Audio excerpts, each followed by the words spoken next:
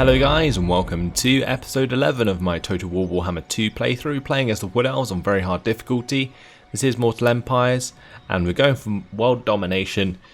And before I begin today, I just wanted to address a suggestion that I got from both Sukkot and Rod Nallock in the comments, and that was to get a spell singer in Findol's army, which I think is actually a really good idea so that I can use magic with this army, because currently I cannot, since Findol does not use magic himself, whereas normally I'm used to having tree men lead the army which can use magic.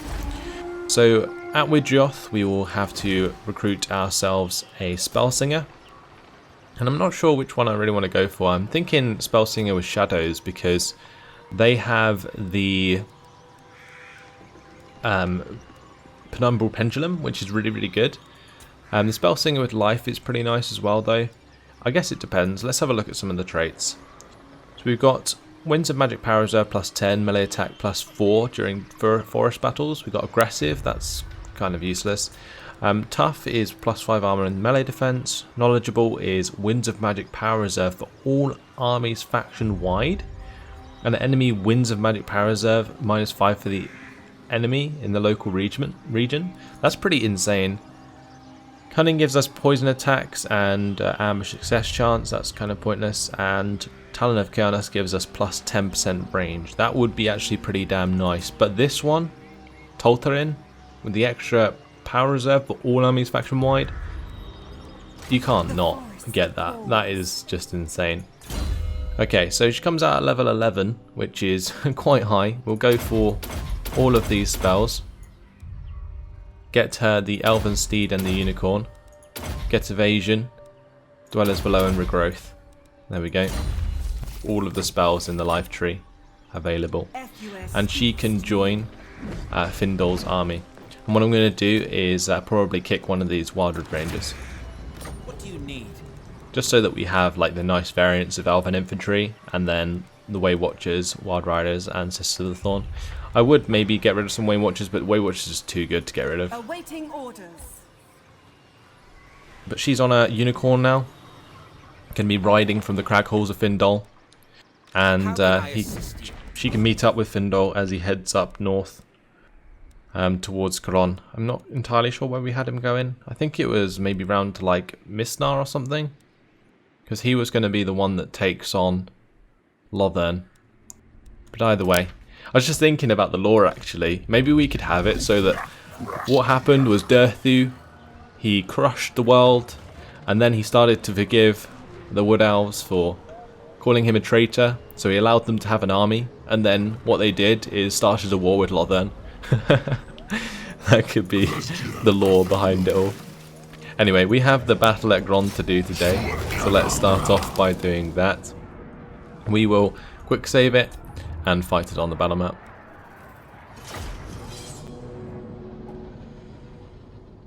So we should pretty much win this quite easily. Well, very easily. They have 2 gates. We can split our tree men into 2 groups of 2. We can split our treekin into 2 groups of 2 and 3. And then we just got loads of dragons as well. And then of course the Way Watchers, which can just spray down the walls. We also have a reinforcement army. So I'm pretty sure they're doomed. I'm surprised the auto-resolve is so even still, honestly. Well, it wasn't exactly even, but it wasn't like as far in my favour as I thought it would be. Anyway, let's split up these treekin and treemen. We'll have them in like groups, so like so. And then we'll have the Way Watchers together. These Way Watchers can start really close to those walls. Look at that, that's crazy. We'll start like so. And then we'll have all our dragons just fly forwards. I think we'll have our leader on the left. You can join group 1. Okay, cool. We'll start the deployment. Start the battle. I was thinking of gambling for wins, but it doesn't really make too much of a difference. We have so much Winds of Magic Power Reserve anyway that it just ticks up really fast. Let's get our dragons into position. I actually might have one just fly here and fire across into the Dark Shards. But we'll want to have one like here. I want one on this side. And I want one on this side.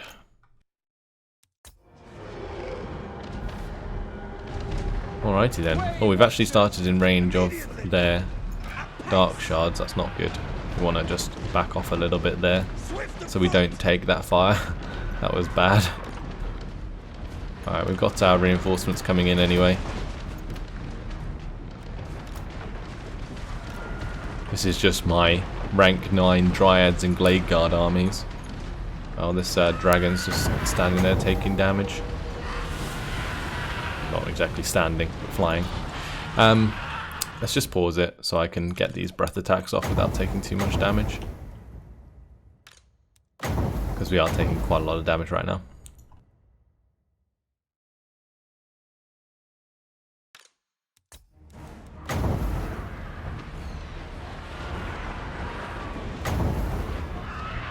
And that breath attack was kind of sucky. Let's just come down into them there. I'm going to have this dragon focus on these Black Ark Corsairs. Oh boy.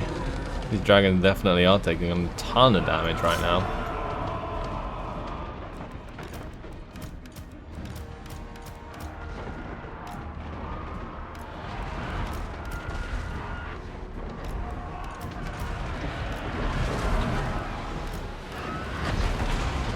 Get my Waste Stalker over here as well. Nice. The gates open yet? Not quite.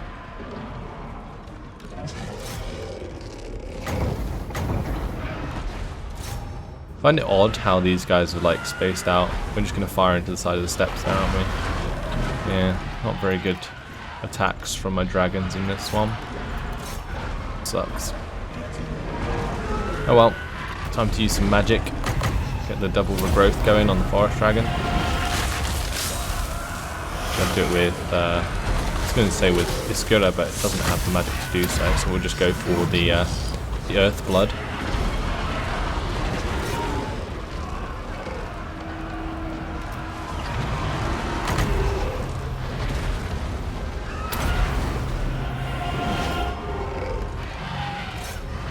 Just all come down into these Black Ark Corsairs with Hambos. And we broke through here as well. Dark Riders with shields trying to hold us back. Not going to happen, I don't think. Oh boy, that dragon's taken very low. What's going on with that? It's not good. Need to get into range of that sooner than later. Poor dragon. Wonder why that was, that they took so much damage. Need to fly towards our leader there.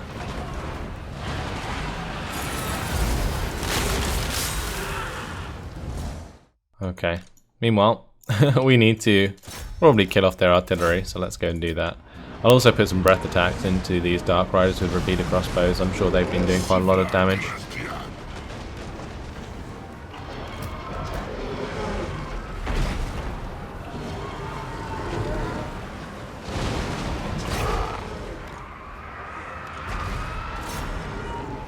For Lady Ariel.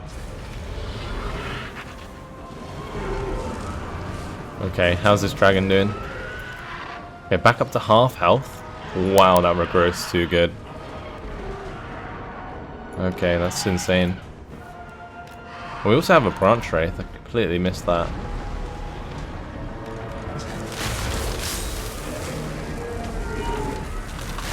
Let's just have all of these dryads join group 1. Just continue to smash through the middle here. Those dragons have defeated all the Dark Riders. And that's GG. Wasn't the cleanest battle. I think I'm a bit rusty, but still worked nonetheless.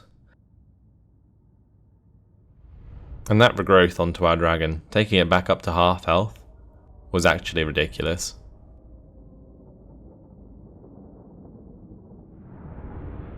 I guess the main reason that these Dark Shards do so much damage is because they have armor piercing, I think. And so do the Dark Riders with repeater crossbows.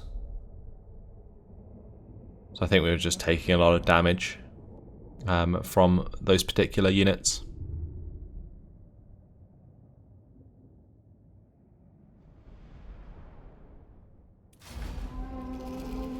Okay, so that's a decisive victory. We're going to go ahead and raise Grond. That's going to take us up to 1,049,632 cash. We got a Talisman of Endurance, which is quite nice, and Lords over Druki. We got +5 leadership when fighting against Dark Elves, and Campaigner, plus 10% campaign map movement range. Fought multiple battles very far away from the capital. Oh, nice. That's good, because most of our guys are going to get this now. Okay. I like that trait a lot. Let's finish off Endurance of the Oak. And Strasslaith here, his Branch Wraith is leveled up. Even though the Branch Wraith didn't even get involved in that fight. Let's get the Shield of Thorns. And we'll have a look at what Durthu's going to do. Because we're going to resettle Grond, so let's do that. We'll colonize it. And we're going to move Durthu across here. There we go. Right, at Grond, we need to upgrade that, get the gold mine there. And then it's just a matter of taking on Northern. After that, we've got a couple settlements left to take from Nagarond, and once they're dead, well, it's inevitable that we're going to end up at war with either Hexawatl and Lothern, or both, honestly. Because if we go into diplomacy, I'm pretty sure they're both still friends. Tyrion. Yeah, we got like the World Alliance going on, which kind of sucks, because whoever declares war on who first is going to end up on the bad side of that, which is probably going to be us. So there we go. Right, let's have Quick Beam go and take Calexorn for us.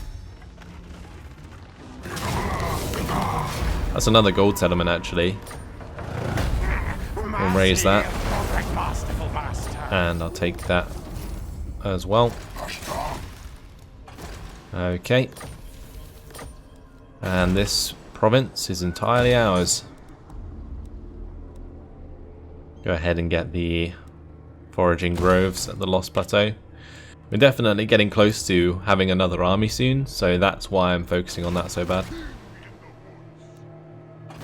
Okay, has Treebeard recovered? Not quite.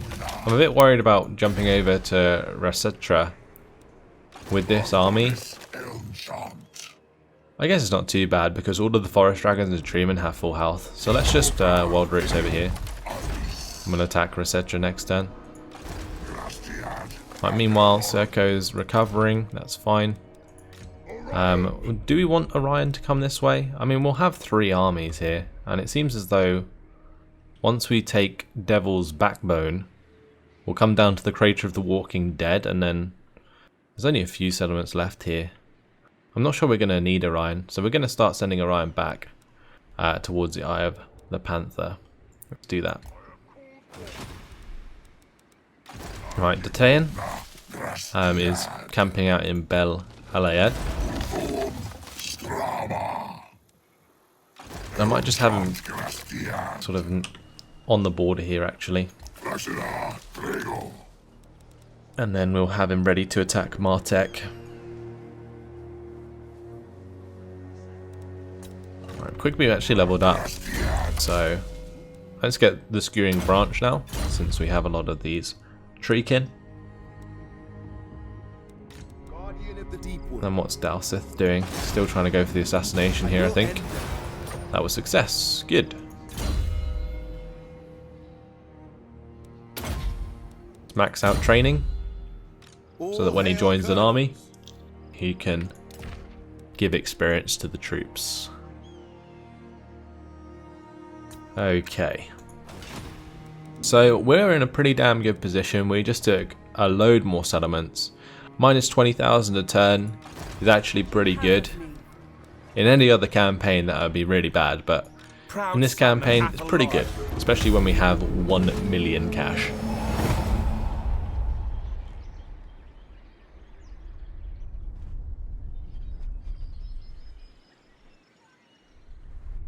Well, it's also nice of Lothern to clean up all of the black arcs for us.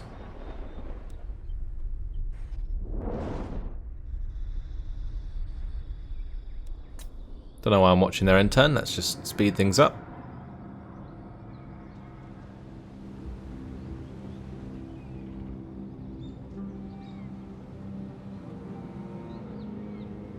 Nagarond is just so dead, and so is Clan Moors. I'm pretty sure neither of them have any armies left. Just waiting to die right now.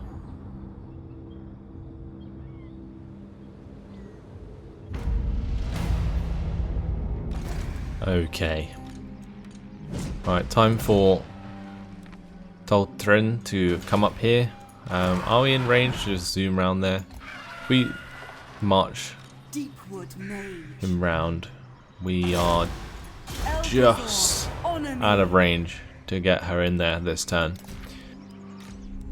That sucks. Right, let's have Durthu destroy Ashrak.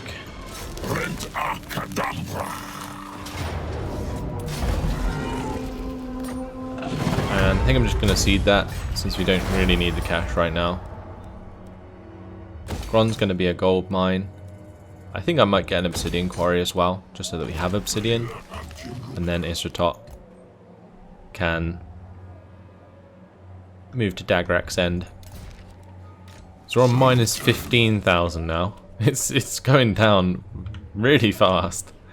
Holy crap. And this is the last settlement, right? Of Nagarond. Wow.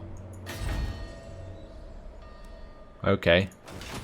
So the war with the High Elves is gonna occur sooner than later, guys. This is gonna get pretty scary, I'll tell you that much. I guess it doesn't really matter where I have my armies then, right? Because I could quite simply just have my armies ready to attack them in the end turn and just like declare on them straight away. Because thinking about that, I might just jump onto the water down here. We're going to Harganeth this turn because this guy needs to get replenishment. But if we move towards like Black Light Tower, for example, just get 2 armies there and then just go for the attack. We just wipe out this army, no problem. And that would be a really easy way to do things. So I might do that. Let's get Specialist maxed out for Legolas, and Zerko here needs to head down from Lamia towards Lybaris. Lamia has the gem mine, doesn't it? So we'll do that. And we'll also get the sacrificial grounds maybe, or maybe even another foraging grove, just to continue reducing the deficit. And let's go for a sacrificial ground there. And very tempted to wipe out this army. So I might just camp out sort of next to it, get a replenishment. We'll wipe out this army here, and then we'll move down to Lybaris and take that. Right, meanwhile Orion needs to continue his movement, so let's do that. Tayin is going to camp out here. Seneschal, I think, is also heading back that way. Get the sacrificial grounds there as well.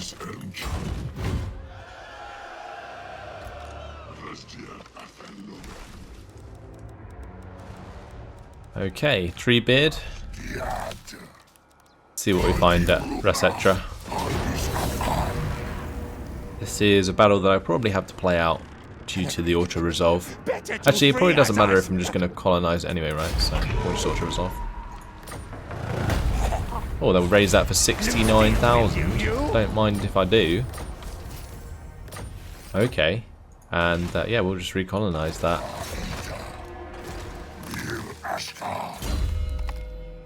And now with Treebeard, it's time to make him have Tempered Rigor. So he actually hits something. And Dada has also leveled up. So let's get Earthing for the minus miscast chance. Fantastic. Slowly but surely, we are annihilating clan wars. Right, can I jump over here? I really want to. I can't. Okay, I guess we'll just have to come up to Lost Plateau. That Kazakhstan, we're definitely going to go for the gold mining pit.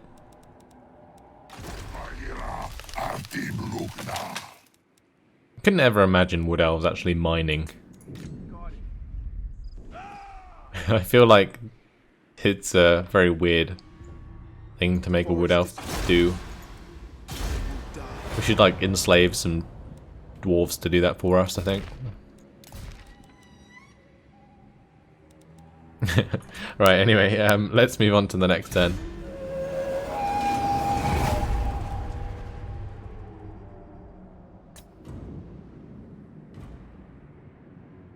So we're just going to try and skip every nation, and yeah, not really much to think about. Nagaron's trying to rebuild their armies, but it's not really going very well for them. And, well, after they're dead is a huge wall. Now the reason I want all of my armies to be in position on Greybeard's Prospectors is because the declaring on Greybeard's Prospectors would actually call in Lothern as well. One thing I might be able to check though is if Greybeard's Prospectors is allied with Hexoatl, because if they're not, oh, that's a shame. I was going to say if they're not, that would call in Lothern, but not Hexoatl into the war. Who else are they allied with? Protector of the realm. Oh, we could attack the Knights of the Flame. Welcome to fair Britannia, Commander. That would call in Lothern.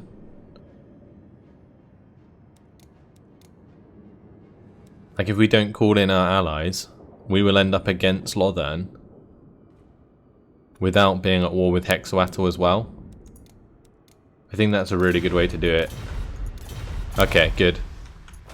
Now the only trouble with doing that is Hexoatl might get called by Lothern. But I guess we might be able to call Hexoatl at the same time. So who knows. Going to a normal stance with Istratot. And we're going to move up Durthu there as well.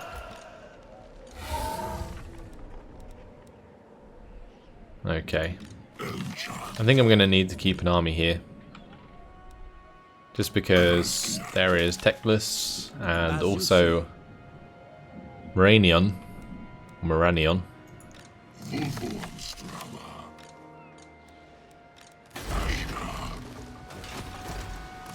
Yeah, let's have Iskara come on to land over here somewhere. Near Blacklight Tower. Just chill out next to them. They won't see it coming. Meanwhile, Strathlaith can just attack the Great Arena. Okay, meanwhile, Serko is killing off this army.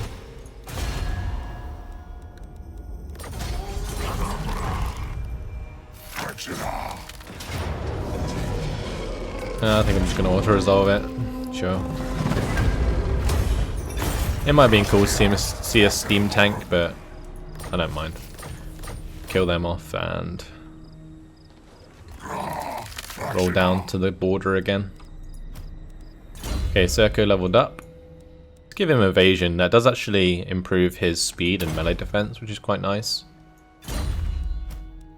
As for our Branch Wraith, I think it's Shield of Thorns, or maybe we should just get the Endurance of Oak maxed out and Impenetrable Bark so that he's actually decent in melee combat.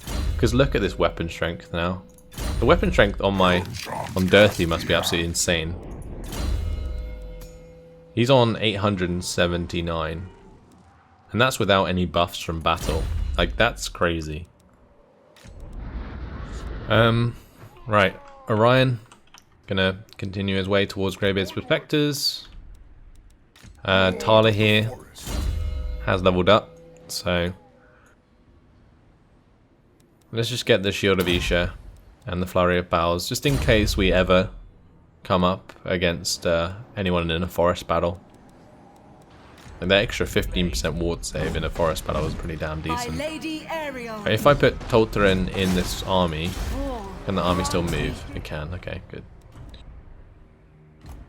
So we're just going to get on the water, head towards Mistar, and then that's going to allow us sort of bridge onto Lothern itself. I should keep an eye on where all of the armies are actually. There's an army at the Phoenix Gate, which is where Alistair is. They have an army at the Monoliths. They've got an army at Black Light Tower. And then they've got the 2 armies up here. And I think that's it. I think that's all of the Lothern armies, which isn't actually as many as I thought. Actually, there's one here as well. That's Tyrion. Okay. And there's one further down south. I agree. I guess we'll be fine. Okay. Either way, let's grab Treebeard here. And we'll head down towards the Golden Tower. I might just march him to the border. And he's going to be ready to take on Clan Moors down here. Is this the Great Comet? Is that like the impact site of the Great Comet? Because that would be very cool if it is. Right, anyway. Sacrificial Grounds or Foraging Groves? Let's go Foraging Groves. We have Quick Beam here. He's going to jump over the mountains. And I think I'm going to have Quick Beam attack Teotihuacan whilst Treebeard attacks the Golden Tower. And then we'll have Zerko come down, take Labarus and Doomglade whilst my armies sort of continue into the jungles here.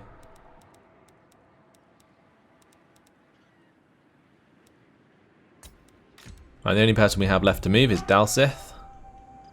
So I'm going to try and assassinate this guy. Alric Truai.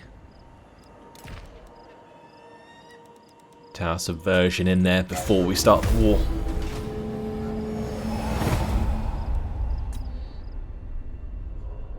Okay. Just watch them do their thing. And then we'll just speed through the end turn, which should be a little bit quicker now that we destroyed that faction, the College of Pyrotechnics. What I would like with Hexoatl is a military alliance. Because at the moment we only have a defensive alliance, and that's a problem. I don't know why we don't have a military alliance with them. Look at our attitude. It's improving to 563. Like, why is the likelihood of success low? That absolutely makes no sense. Especially when our relations with Lothern is only like 100 and something. Yet we have a military alliance with them. Good old total war diplomacy, I'll tell you that much. Maybe it's just because they don't want us to have too many alliances in the game, but it would be nice if it just said that, rather than just for some reason not being happy with me. I don't understand. Oh well.